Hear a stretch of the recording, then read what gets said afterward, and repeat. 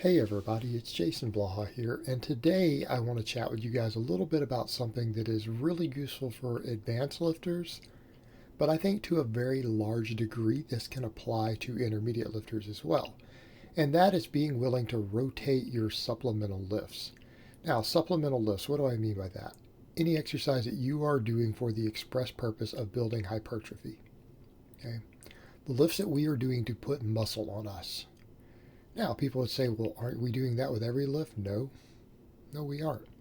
We're not doing that with max effort lifts, right? Any lift that you are trying to lift maximum weights with, that's usually not your goal. You're not doing that lift to get bigger, to get thicker, to bring up weak links, or for general hypertrophy.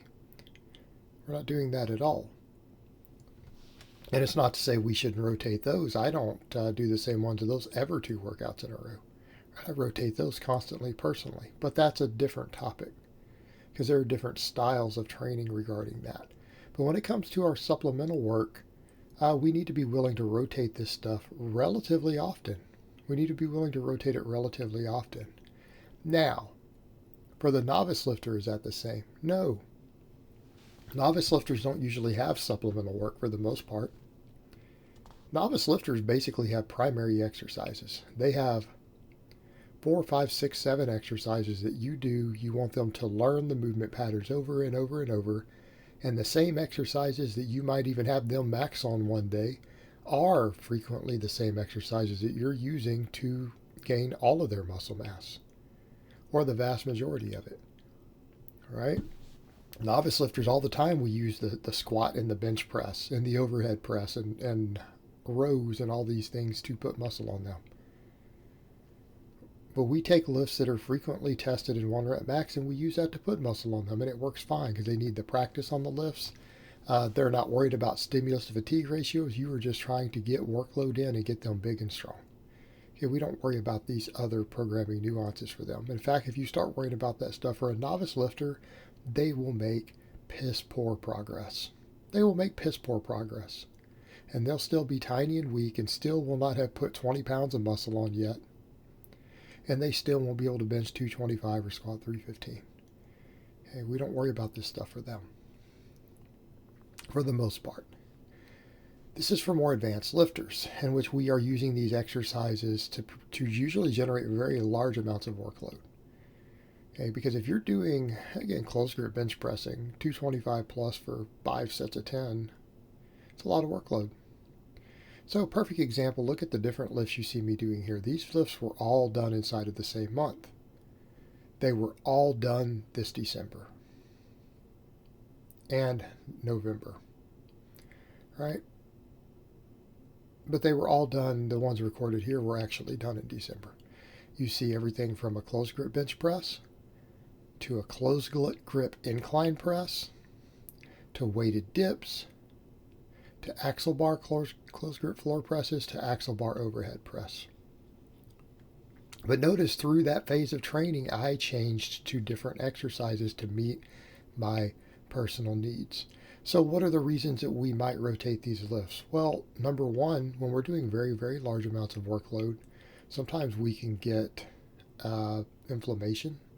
We can run into risk of overuse injuries, right? Maybe we start noticing a little bit of a inflammation or pain in our shoulder. Maybe it's caused by the closed grip bench press or the weighted dip, in which case we would rotate that out for a floor press. We'd rotate it out for a floor press. When it comes to certain other movements, we could compare something like the incline bench and the overhead press. They are used for similar purposes, right? We want to build the shoulders and the upper chest. That's why we do those lifts. Now, the overhead press is more athletic, right? Involves more core stability. If we're getting enough chest work from our other work, we might not care about it as much. So if we're getting enough weighted dips or floor presses or whatever, we might just opt for the overhead press for the better athletic benefit and not care as much about the additional chest development the incline might give us. Right, they're fairly interchangeable depending upon if your chest is getting enough work or not, in terms of developing those areas. However, overhead press might get slightly more of your shoulder, not necessarily the front delt, not the upper chest, but maybe more side delt, a little more trap, and you can do it standing. Therefore, it's a little more athletic. The incline bench might be for someone who still needs to work those same areas. They need more shoulder, more front delt, but maybe they need a little more mid and upper chest, right? So we would base that upon where your weaknesses are and what's going on with the rest of your training. We might base it upon that.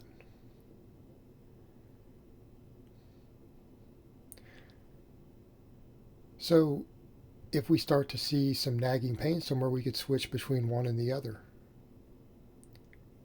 so that we avoid overuse injuries. Or we could do the one that we feel meets the needs of our training more, and that could change depending upon the other exercises that you're doing. So the flow of your training, that could absolutely dictate a change. Again, overuse is a big one. Overuse is a big one. Or stagnation. Because we know that these exercises, let's say you're doing tens with them. That's what I'm doing with them. So we'll use that as our baseline. It doesn't have to be tens. I'm just using that as an example. It could be other reps. Are your 10 rep maxes increasing? Right? If you're generally able to increase in microload, you know that you're gaining muscle from them. If you go through a period of time to where they completely stagnate, you know that your muscle gains are slower from them. It might be time to consider rotating another one in, unless you just want to stick it out because you know that that's the movement you should be doing. But in which case you might want to figure out while that move is sticking and put in a smaller exercise to bring up that weak point. Might be worth doing. We might rotate between a closed grip bench and a dip, depending upon how our shoulder feels. Right? We could argue the dip is probably a slightly better hypertrophy exercise, but if you're prone to shoulder issues, there are times when you have to take dips out because they do cause some shoulder aggravation for a lot of people. One of the reasons I took them out was just better shoulder health. I replaced them with my floor press for a while. But the closed grip bench and the dip for guys who need extra tricep. All right, during a tricep specialization phase, these are phenomenal exercises that happen to build the chest and front delts and other body parts.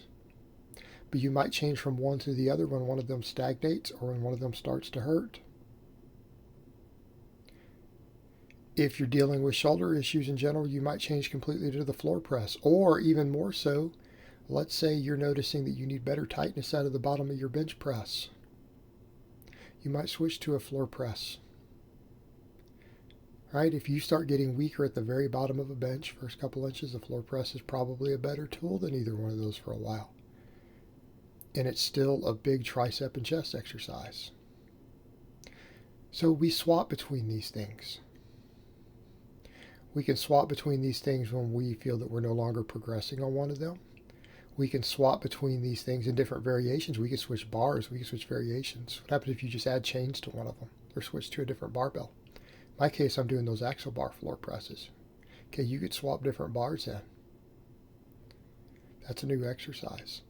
So that's something worth doing if we're being stagnant, we're not seeing progress. Something we can do if we start to experience inflammation. Because if you're getting inflammation in a tendon or a joint, that's a sign of overuse.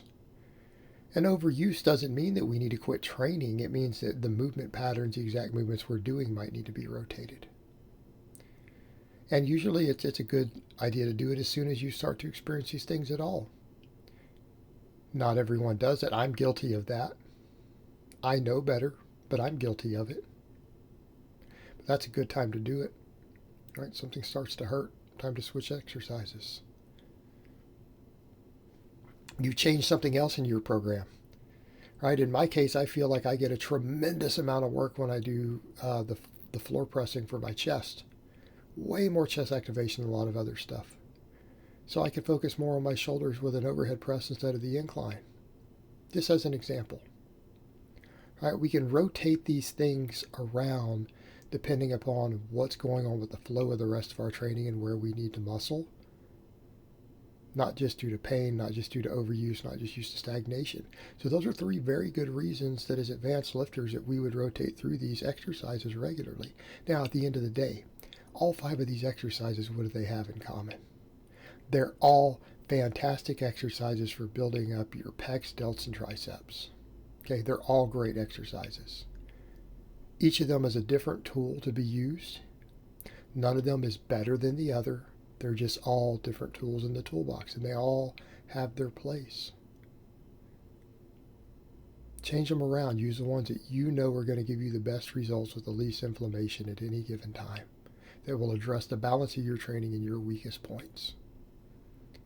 All right, guys, well, that's really all I have to say on that today. I hope it's been informative, and I will talk to you guys next time.